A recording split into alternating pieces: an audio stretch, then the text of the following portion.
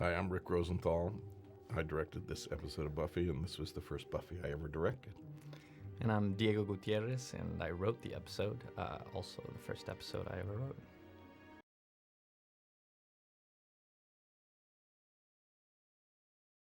This was a great shot, by the way, to get all that done. Her walking up and us seeing what she's doing. This was actually fairly complicated because we had to shoot all of the footage that the nerds would see on the screen before they ever saw it. Yeah, real funny. These guys were great. I loved working with them. Yeah, well, the fun thing about these guys is that they were all, they all had smaller parts in earlier seasons, and they were just so good that Joss brought them back, and he's very smart like that. Bring back the actors that can get the job done. I love when that happens. I love when actors do such a good job that they just increase their worth. Exactly. Louise.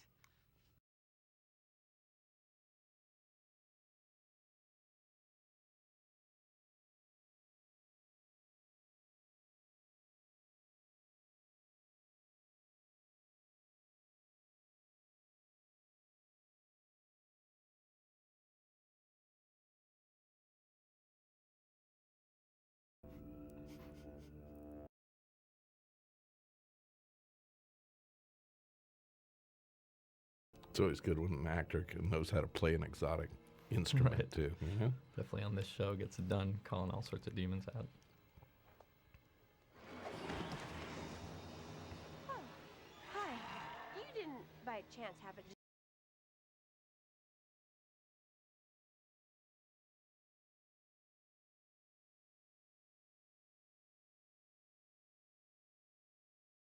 Yeah, Sarah does a real good job in these fights, I think. I mean, she's incredibly athletic, and she really packs a punch. And, you know, you don't want to upset her, because if you upset her when you're directing her, this is what she could end up doing to you. Right. So she likes it when a new director comes in, and they do one of these fight scenes early, and the director then realizes he's got to handle her a certain way. Exactly. What she can actually do. That was fun, the feeling of the big needle and how it cuts to this, I always really liked.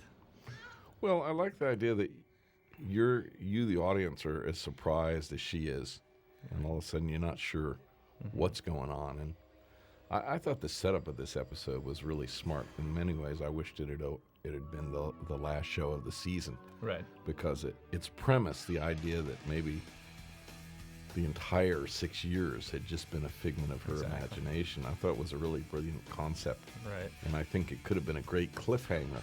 Yep. But you know, there's other shows that come together. I don't think anyone really knows when you start out with a script how it's going to turn out. Right.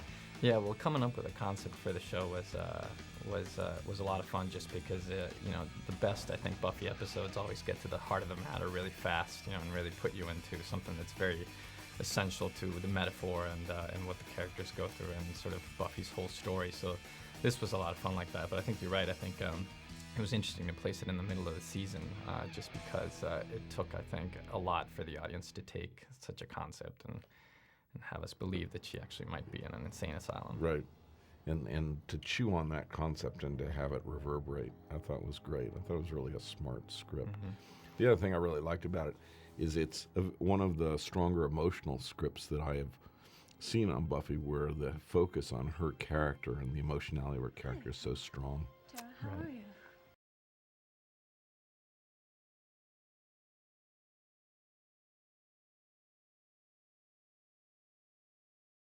And that's the other interesting thing about it, was that even though it does feel as a concept that it might have been well placed toward the end of the season or at the beginning of the season, it does fit in terms of the character's arc. They're all sort of very much so at the bottom of the well at this point, and all very insecure about who they are and what they're going through, and it just kind of fits to put a concept in which all that, everything that you are, your entire world, gets questioned to the point that you might be in an insane asylum, and that's how bad things are. Buffy would actually believe that and want to believe.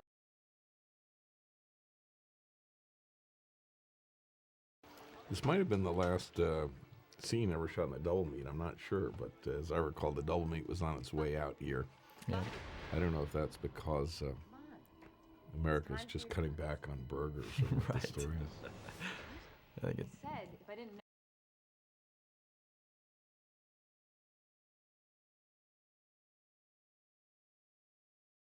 Now, I should say, I had a great time working with Sarah. She's just, she's fun to work with. She's incredibly professional. She's a very good actress.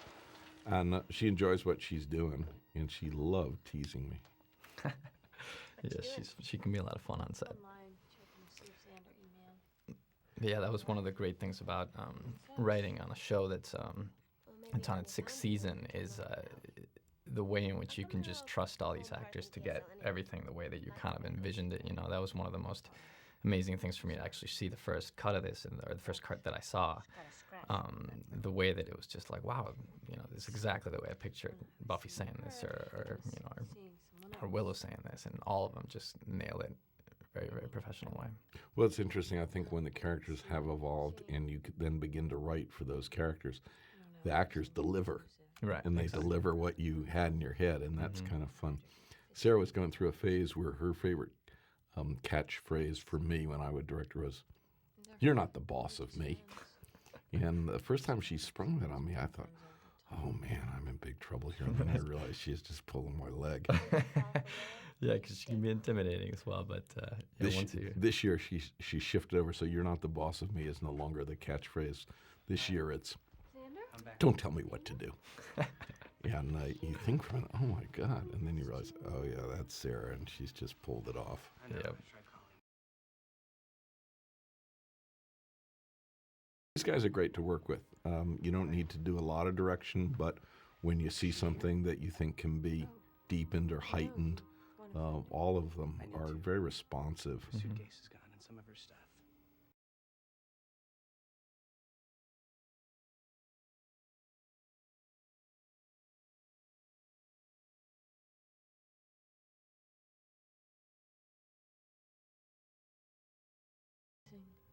She was a little.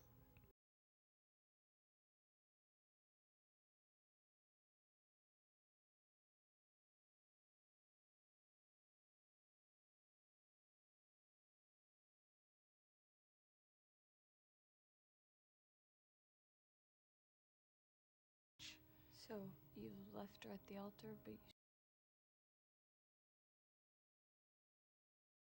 I'm a better person. Yeah, for Sarah her, came in Mark. on this particular day, Things got so and she had had a lot of complicated, sleep, and you my can family see in the and her sparkle, just in this dreams and close-up all of her, this she hell just looks and forever. fantastic. And But then I she left works her, very hard. She's in almost every scene. and ever since, It's a long season, I've had but to there are think days where she's feeling great, and man, she just jumps a hold of the screen. The camera just loves her. Yep, and I definitely remember a lot of I times screwed up Joss real coming up bad. to me after we'd done a take of the show, and he would come up and say, I gave her notes, and then we'd see what she'd do afterwards. And I mean, I'm sure you experienced this. She just would nail every single one of the notes, and just every single. Even take when after that. sometimes she wouldn't fight you, but she'd give you a hard time about your notes, and it looked like she wasn't gonna go for the notes. Really not. And then of course she'd turn around and she'd just nail everything you had said, and you had asked of her without ever making it a big deal.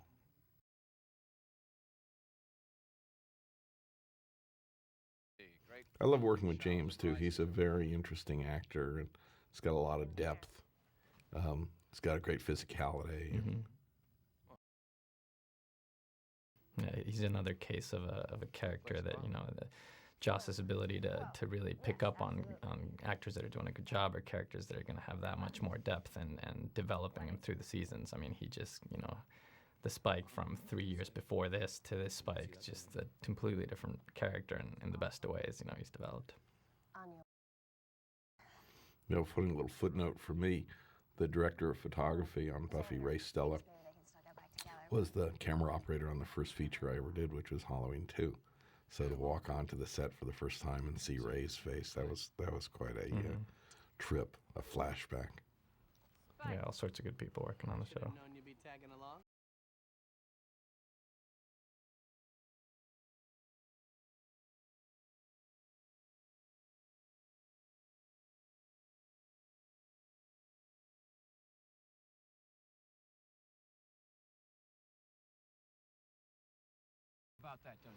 And I think in writing for this episode, one of the best things that we were working out in the room was really working on showing in this first act how much the relationships between all these characters is sort of broken down, and how they're all kind of tired of each other, tired of what they're going through, and therefore when the element of the asylum takes over, it really takes over with that much more dramatic strength.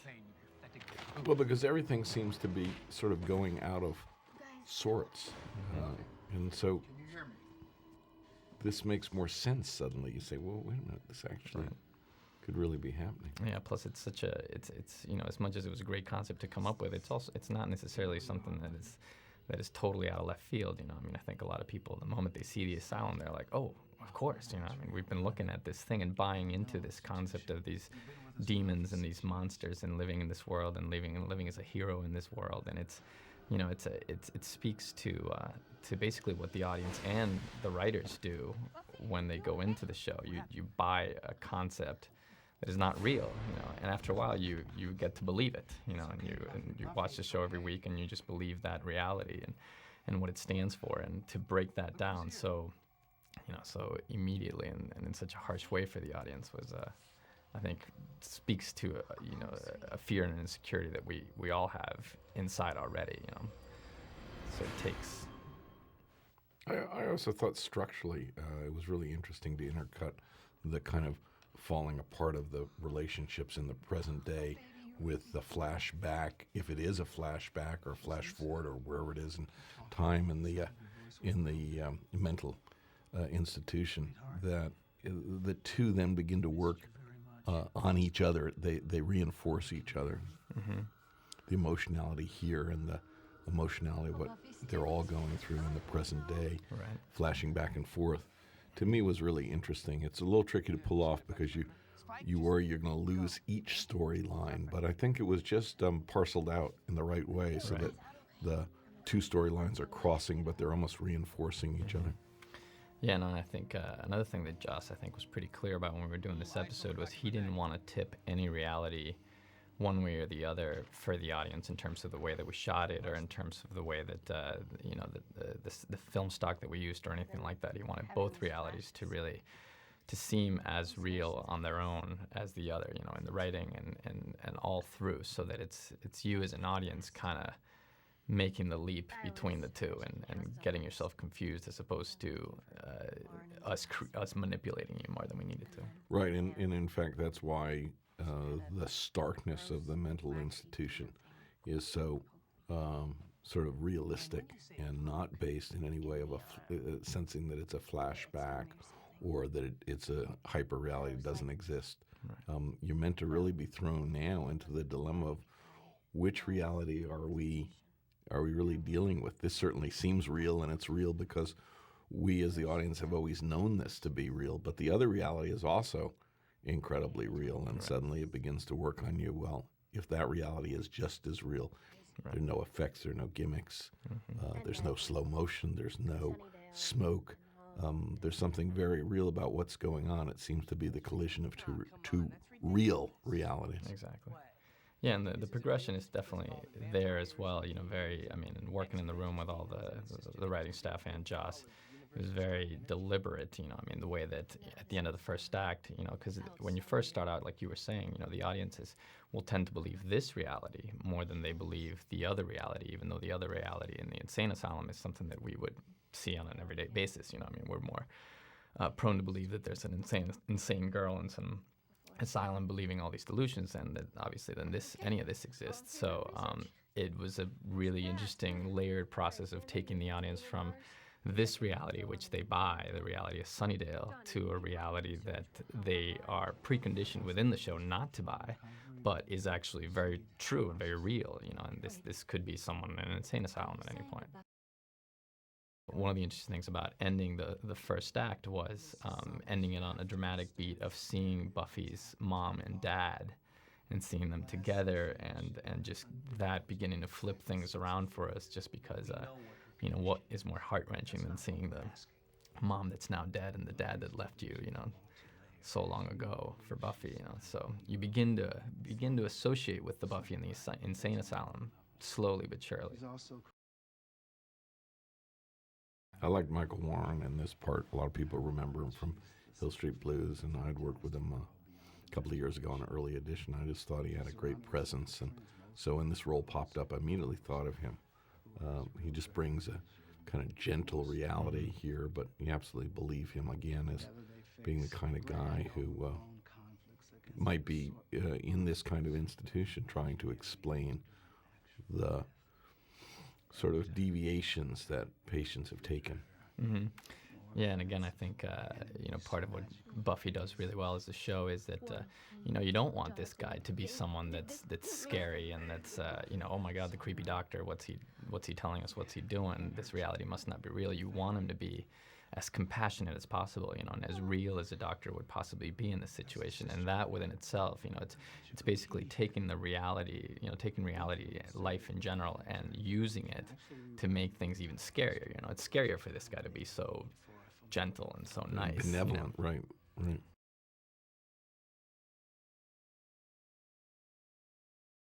that was the other thing that was interesting about this episode as writers, and I think for Joss as a creator, it was fun for him to be able to reference the whole mythology of the show within this episode and kind of explain some things and, almost not explain some things away, but, the whole idea of Dawn getting explained here is something that Buffy's delusion created when her world started breaking up and when her family started breaking up. Well, then she just, in her delusion, created another sister, And I think people working on the show before, obviously I think people were a little bit thrown by the creation of the sister and, what's that about and does it work in the mythology or not? Is Joss just inventing things now? But referencing this in this episode, I think works really well for the episode itself.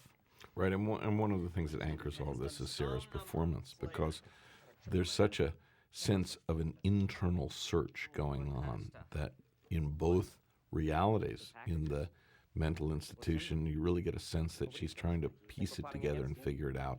And in the present day Sunnyvale reality, she's also working real hard to try to make sense out of what's going on. Exactly.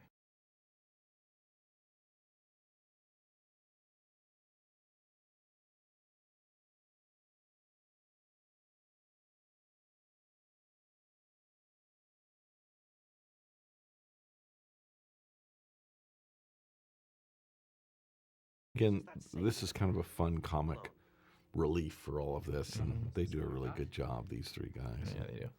I think the plan through the season, I think, because Joss explained it to me, was pretty much to have these guys, and it fits really well into what Buffy's going through. I mean, the doctor in the previous scene tells her, your demons and your enemies are no longer grandiose; they're now these random comic guys. So it another way in which the episode fit in well to what was going on. Right. He seems to be commenting in that reality about her reality. Exactly. And that's why the jigsaw puzzle seems to fit so nicely together. Yeah, and as an audience, any Buffy fan has been watching the whole season and kind of wondering, are these three guys, these three losers, really the enemy? When is the real enemy going to show up? And therefore, to comment on that here, it just kind of fits and references what the audience might have been thinking as well, So again, it grounds the audience in this specific question and dilemma more.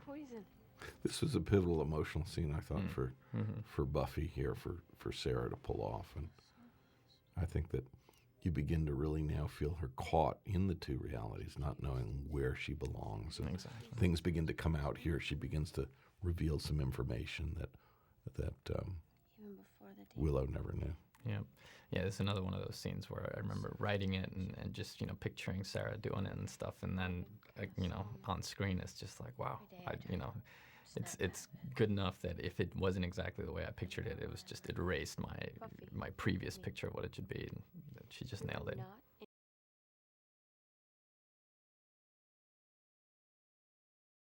See, in this moment, such a critical moment, because she reveals key piece of information. Yeah, and that's again, playing with what the audience and specifically the strong fan base that Buffy has, playing with what they know and what they don't know. There's a period between when the movie happened and when the Sunnydale story started that we could insert a certain piece of history into that really would work for the episode.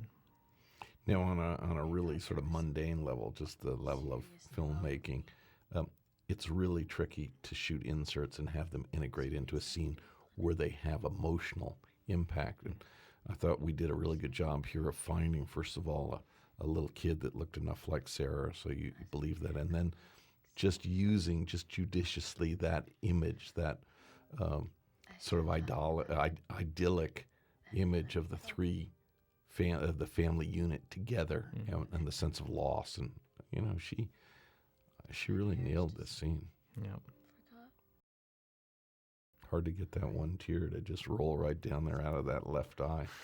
I didn't tell her. I didn't tell her it was the left. I didn't say the left eye's a little more backlit. Exactly. Can you cry out of your left eye, But please? she seemed to know. She's very intuitive about where the light is, and she knows all of that stuff.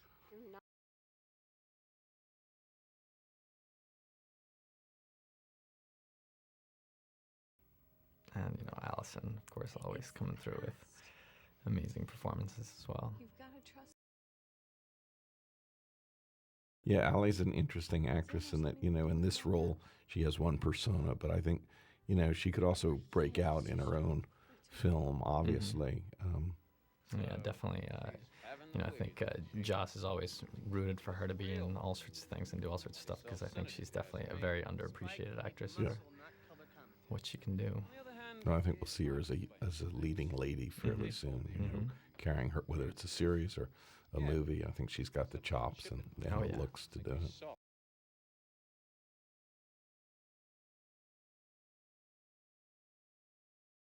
This was fun as well, beginning to, again, in the very traditional Buffy way, going from comedy to horror to drama to all that stuff, inserting what it is that the other characters would be going through when, your best friend comes along and tells you that you're not real. It's like, how do you react to that?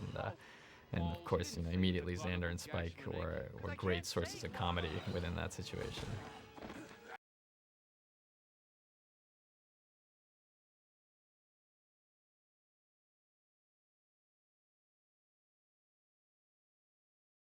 Again, James doing a nice job. Both of these guys doing a nice job of physical action. A lot of them doing most of their own stunts. Yep.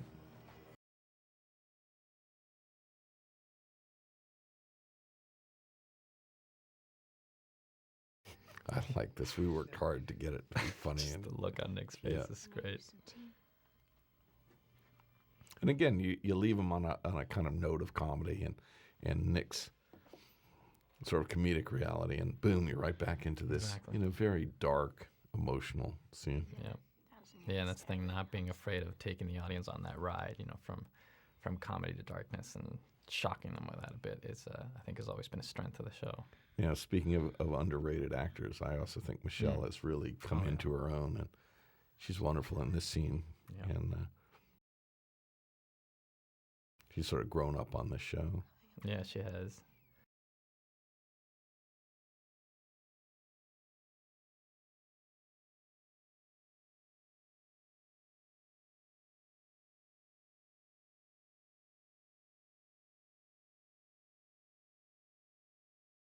Crazy thing about Michelle and her characters that thinking in the writing room and stuff, it was always funny to think that at this point her character Dawn is as old as Buffy was when she started as a Slayer, so couldn't really look at her as the baby anymore, and that was fun.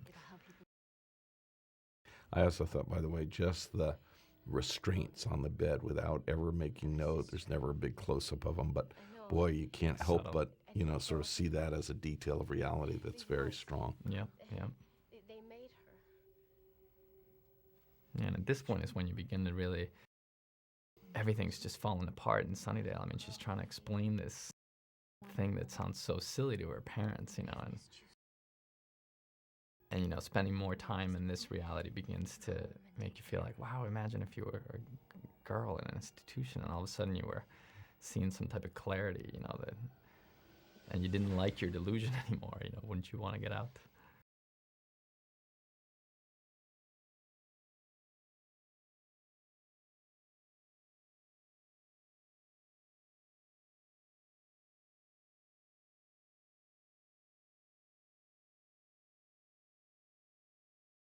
You know, these actresses, boy, they seem to have those slow rolling tears. You know, I don't know whether it's in their diet or what the deal is, but I mean, boy, to keep those tears, sort of slowing down the face like that, that's very hard to do. Even a writer who writes, Yeah, no, you tear never- slowly rolls down her cheek. Come on, you didn't really think we were going to be able to do that's that, the did thing. you? You don't even write that. You just let the actor feel the scene, and if it takes them to that emotional space, then great. You got that tear. But yeah, especially with these actors, the amount that you can leave for them to, and especially again, with the great directors, you obviously among them that Joss has working for them. There's as a writer, you can leave things blank, perhaps, or not be as detailed and just.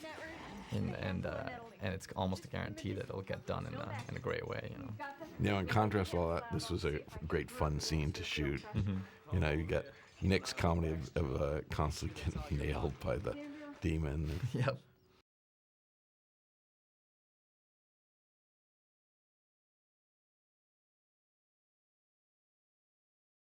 And just some of the contrast, just literally the contrast in mood, the darkness in the basement, the light up in the second story of the house, and trying to get these realities all vibrating and reverberating against each other. Right. Yeah, and I like that the last time we saw Buffy in the scene, it was nighttime, and she was pretty much in that exact same position. Right. And now we wake up and it's morning, and she's in the same position, which is great because it's, the whole episode is so confusing in terms of what time is it, what reality are we in, and all that. And Buffy just feels like she's kind of in this awake yet asleep mode the whole episode, almost, especially when we're getting to this part. So little details like that, I think, really, I really enjoyed seeing, in terms of how they nail down the drama.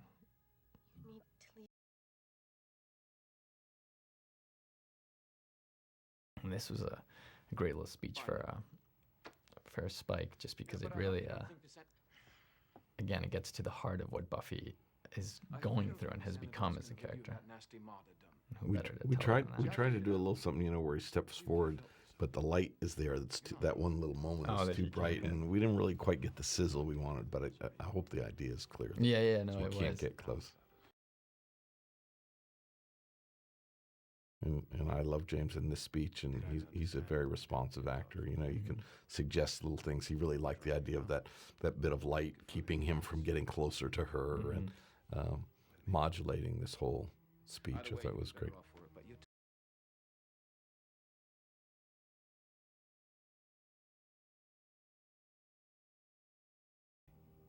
Yeah, and the speech speaks really to people complain about Joss being a big martyr and making people suffer and suffer and suffer, and all his characters suffer so much that when are they going to have a good time? But he always said to me something that I think is very crucial. That is, don't give the audience what they want.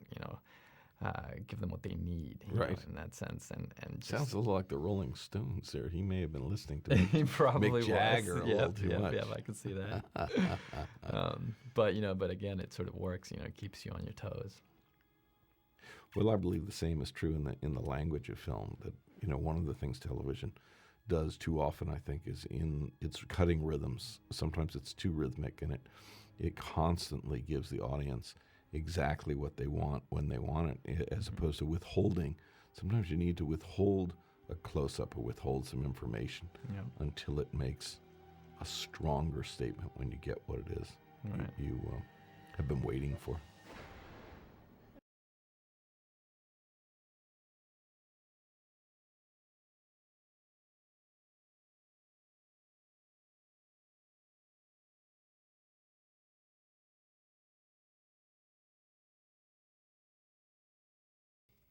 And this was a fun way to twist things around again. And I remember when we came up with this in the room it was great just because, how to keep twisting the story, keep twisting it, and keep surprising the audience and keep pushing and taking them somewhere where they're not necessarily expecting to go. And at that moment, you relate to Buffy in terms of her not wanting to stay in that other reality.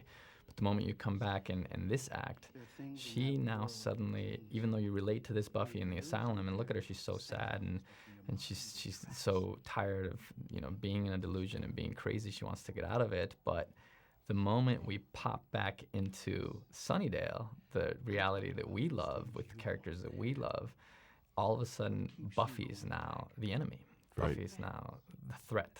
Right. And that I thought that juxtaposition, that twist was really smart, and it makes you as an audience question your rooting values too. Wait a minute, what's really going on here? And it's complex. The answer is you can't get rid of Buffy because Buffy is Buffy. Exactly.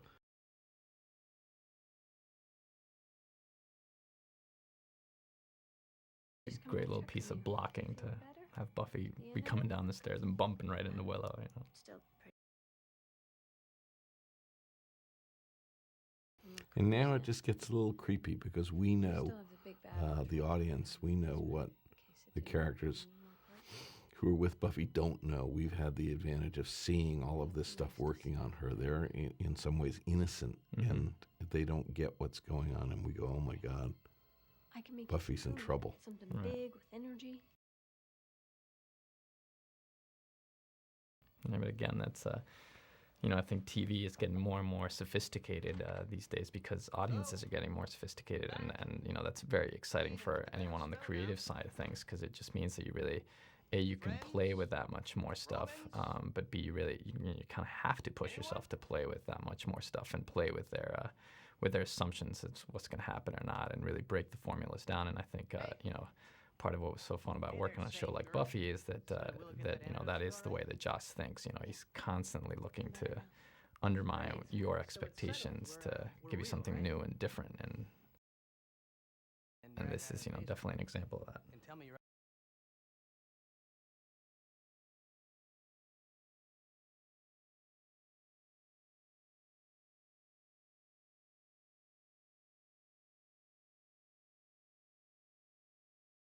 I love the anticipation here because you know something's up, but you never suspect the frying pan. Yeah, the pin of the face is a great thing. Plus, especially when it's about to be revealed to her that they sort of are beginning to suspect her relationship with Spike, and just that being the trigger for her being like, no, the slap you on the face with the pan. Very good.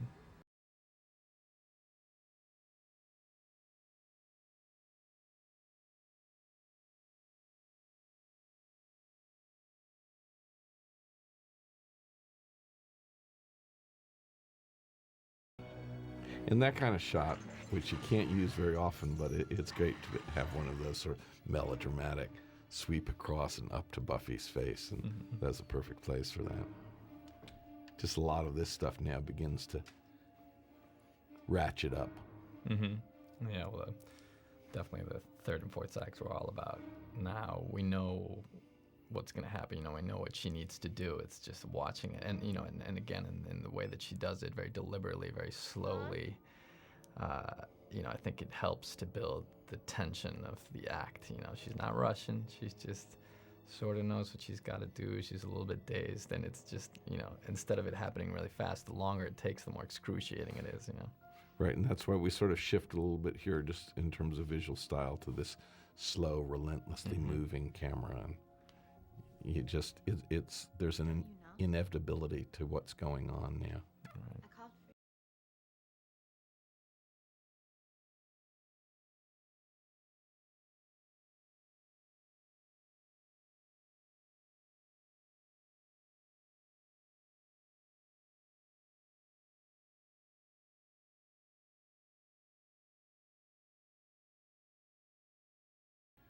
What do you care? And this is where all that setup in the first couple of acts about the relationships between the characters begins to really pay off. Scenes like The these. only way I can get healthy.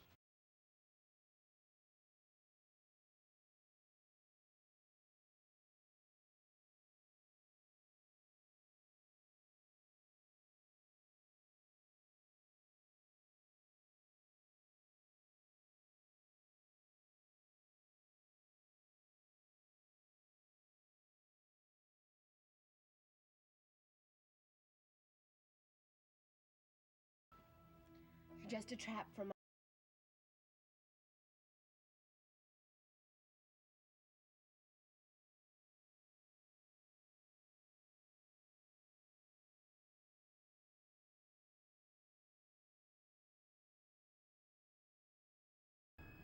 It's a great shot, the way she's framed in the door.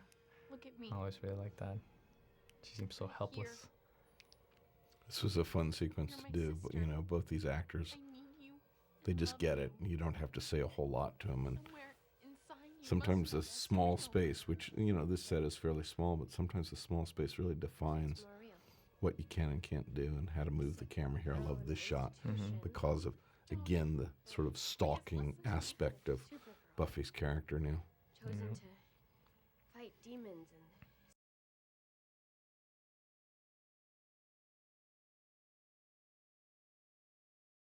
Fun to hear Buffy say that, put those words in her mouth. And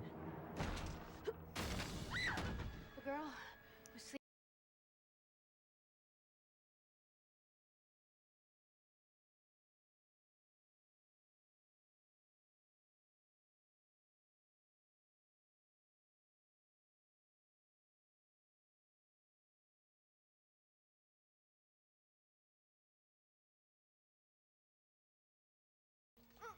you know, again, a mark of a show that's definitely willing to take lots of risks and very mature, and it's the way it handles itself to really play with subjectivity. You know, your subjectivity towards your hero, as much as this does. You know, definitely not the type of thing one would have been able to do in the first or second season of this show. Well, also the show is shot with such a strong visual point of view from Buffy's point of view that I think it really helps tell this story. You know, it's just using that tool, point of view, as a tool, visual tool, to put you inside the character's head. Yeah.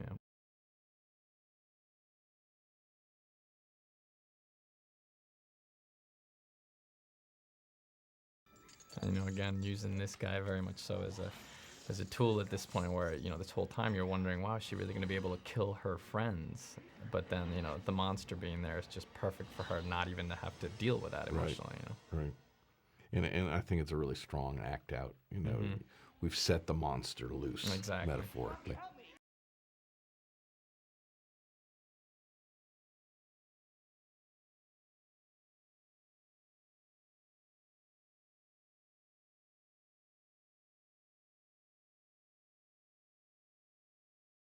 Again, Of course, nobody locks doors. oh no, that's okay. Why would you lock a door inside? Yeah. But bringing Tara back at this point again, you know, I feel like worked really well, just because we'd had that one little moment with her in the first act, and sort of knew that there needed to be some resolution to that moment with Willow, and it's great to bring her back at this point. Right, and then even as that complication unfolds, we go back into the institution, Right. And you begin to think, wait a minute, what really is going on here? And this parallel cutting, this parallel action, so strong. Yeah, and again, like you were saying, the way that it's shot and going back and forth between the asylum, it still keeps you within Buffy's head. You know, it's still her dilemma and her struggle.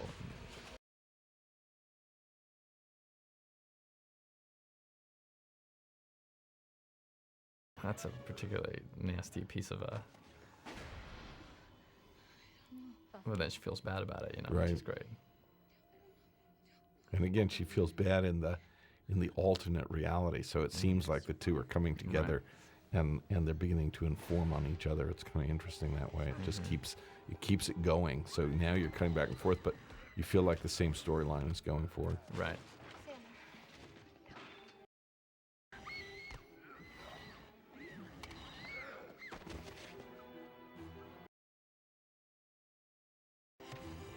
Allie likes swinging that bat.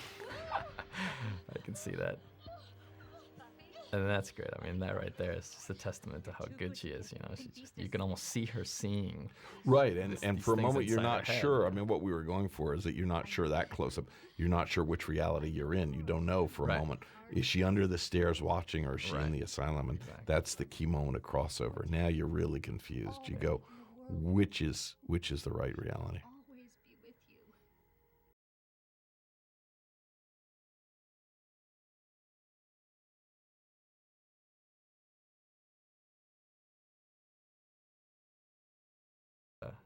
You know, the way that it's just everything's so twisted at that point. Then that Right, but the theme, the empowerment theme of believe in yourself, Right. I think is such a strong theme Exactly. to interject here. You But know, just, you know, the fact that her mom is saying, you know, believe in yourself right here, right now. You're not crazy. You know, Right. like you're one of us. And just Buffy taking it hear in a way that's kind of unintelligible. We don't really know, well, what does she mean, thank you? Right.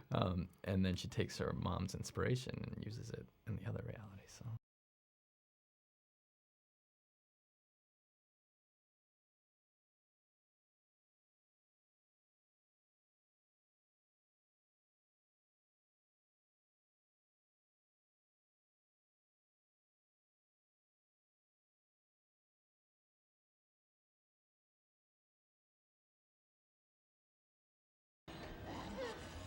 And I mean, that's another great thing, the fact that it's, that's how long it took for Buffy to get rid of this demon. It's not about her fight with the demon, it's about her own internal struggle at that point. And getting rid of the demon that fast, I think, is both funny but great. It works really well. I love the aftermath, too. It's just the silent eloquence. Mm-hmm. Very bittersweet victory, kind of. So one of the things that's so powerful at the very end of this is after all of this action, the silence is so powerful. And in that silence is this moment where we discover, is she or isn't she still? Right. Yeah, and that was a very interesting thing to do, because it was, it's definitely a very strong choice to make, and a choice that, even though I always envisioned the episode ending with this shot, just because you want to keep the audience guessing, is not something that I was going to decide without Joss's approval. And I think Joss was excited about doing it that way, just because the way he likes to push his audience, the way he likes to push what he's doing and push people's expectations. He wanted people to end up wondering, wow, well, in a way that is an explanation for everything that's going on, But I guess it turned out to be pretty controversial. A lot of people have told me that this was an episode that, they visited several times, and they really liked it. They felt very emotionally involved in it. So. Right. Yeah, that's a good thing, I guess. Good script, good script can only help good direction. Yeah, well, the direction was definitely really fun to watch. It's fun to see something that you like and believe so much come into fruition, such quality. So that's good. Well, thanks. We had a great time working on it. Yeah.